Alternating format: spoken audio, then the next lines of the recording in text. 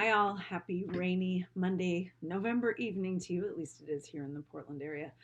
I hope that you are noticing that the way that we've designed this class is really to your benefit in every way, including your grades. So, writing assignment three, once I have a chance to look at writing assignment three revised, whatever you earn on that will replace your writing assignment three grade. Same thing will happen with the next assignment. So look ahead to the syllabus and see how things are laid out. It really is towards your benefit as you're learning what we're looking for in effective writing and really perfecting that single paragraph. You should be able to apply it and earn the grade that you're hoping. Make sure that you're clicking on the grade book and looking at where you stand. If you're missing any points and you don't understand why, let me know. I can explain it to you and you can correct it for the next round. Keep in mind too that once you get a final grade on a revision, for example, or even on writing assignment one or two, and you want to turn in a revision, look in the syllabus at that paragraph titled revisions. I do allow that up until our last night of class together. So you can turn in a revision at any point to get on those, you can get up to one full grade higher when you turn in a revision. So make sure it's a clean copy. Please don't turn back to me something that's covered in track changes. Just hard for me to see what you're doing. So we're looking for you to really perfect the APA formatting, make sure that your editing is clean, and then above all else, make sure that your content is sound. I hope what you're hearing that we're looking for in a good solid paragraph is number one, every paragraph must have, in your case, if it's a single paragraph, a solid single sentence thesis statement. If you have, as you go into 202, if you have an essay that has multiple paragraphs, every single paragraph will have a topic sentence. Then you will have a thesis statement for the full essay.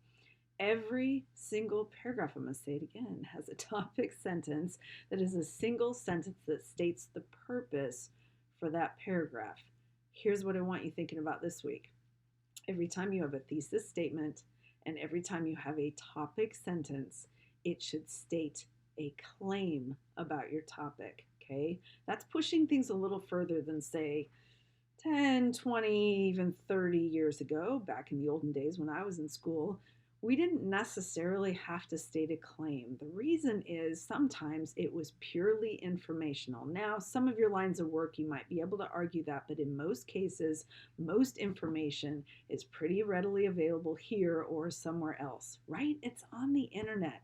So if the information is already out there, it's not necessarily helpful for you to regurgitate something that someone could find somewhere else unless you put your stamp on it. And the way that you put your stamp on it is by making a claim about it. It can be a gentle claim. It doesn't have to be a big over the top, I believe, and we all have to do this. It might be, but it might not be. So as you're listening to me, I want you thinking about work. Do you do that at work? If you send an email, I suppose on occasion we send as simply informational, we're setting up a meeting time or something like that. That's a little bit different. I'm looking for something where you actually have a paragraph that has content in it. In most cases, you're making a claim about your topic. So make sure you're paying attention in the reading when it talks about what a thesis statement is. A thesis statement should always have two parts to it. It lists what your topic is and it makes a claim about that topic. So notice your next writing assignment 4, is asking you to make a claim about a topic. Again, almost anything is available out there on the internet. So I want you thinking about how to make what you say worthwhile for your reader, worth saying. So if everything's out there already, then you think, well, what else do I have to add to the conversations that are already happening out there? A lot, because you are you and your story so far in life has been unique to you. So whatever work experiences you've had, whatever personal experiences you've had, gives you a unique view on life. So when you take the time to make a claim about a topic, that's where it gets interesting.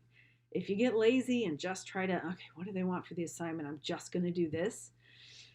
It's often a C level at best, and we professors can spot those a mile away. So I'm trying to train you so that you will just float through the rest of your time with us, and the courses that you have in the future, especially as you walk into your majors, will come easily to you because you will understand this notion of every essay has a thesis statement, and every paragraph has a topic sentence. So let me state again that it's a little confusing in this class only because we have the uniqueness of only writing one paragraph. So when you have only one paragraph, your thesis statement and your topic sentence are the same thing. It's one sentence that states your topic and your claim about that topic. So as you look ahead to the writing assignment, I want you thinking about what claim are you making? Again, it could be like if you're writing about personal experience, it can simply be a claim that this affected me in this way and that's why it's important. Okay? When you make a claim, the complicated factor is it should have something to do with you, but it also has to have just as much, if not more, to do with who? Your audience. Okay, think back to Aristotle's rhetorical triangle. I want you constantly thinking about what is my purpose? So why am I writing this? Who is my audience?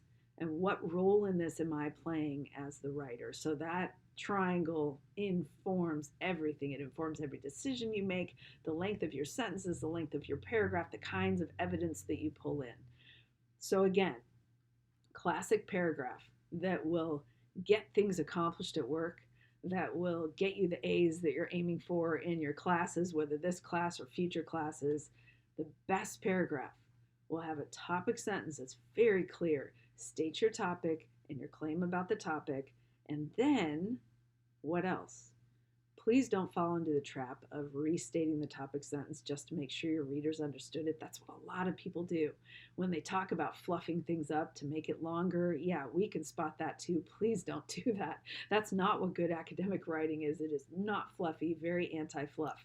So fluffy means you state your topic sentence and then you repeat it in a little bit different way with a couple synonyms swapped out, and then you state it a third way and then a fourth day, and then you say, I'm done with this paragraph, I'm kind of bored, I'm moving on. Well, as a reader, I'm very bored. Please don't do that. State your topic sentence once and only once. Be crystal clear the first time. If you're afraid your readers might not understand it, then rewrite it until you're very confident in your topic sentence and you can state it clearly the first time. What's the rest of the paragraph for? Evidence. Always evidence. Evidence can be a number of things. Evidence can be a direct quote from an outside source. Evidence can be a story from your life. It can be a story from somebody's life that you've heard about. It can be something on the news. It can be, oh my goodness, it can be almost anything that you can imagine, but it has to be a very specific something that backs up your topic sentence. Do you have people in your life who will state an opinion and then they'll just restate it, and sometimes they just keep saying it louder, but they're not actually giving you evidence like this is the best restaurant ever? It just is. It's the you gotta go. It's the best restaurant ever. Okay, tell me specifically why. Because I went and I didn't have to wait in line. The service was impeccable. It was very clean. The ambiance was like this. The food, da da da. Give me something, some kind of evidence. Okay, same thing in your paragraphs. All right, so again, I don't want to confuse you with the thesis statement and topic sentence idea. I hope that you're clear on that. Thesis statement, if you think of an umbrella, and this is what's in the Simple Math of Writing Well, a thesis statement in an essay is like an umbrella. It's that claim that arcs over the whole essay and everything in the essay falls underneath. And then every paragraph that follows has a topic sentence that backs up that thesis. So each topic sentence supports the thesis. Again, confusion in this class is only that you're writing one paragraph. Thesis statement, topic sentence will be the same thing, one sentence in your paragraph, that if I were to ask you, where's your topic sentence here, you could underline it for me and say it's right here. This is my sentence that states my topic and makes a claim about it. If you have questions, I'm here. Email, Zoom, in-person appointments, telephone, whatever you need. God bless.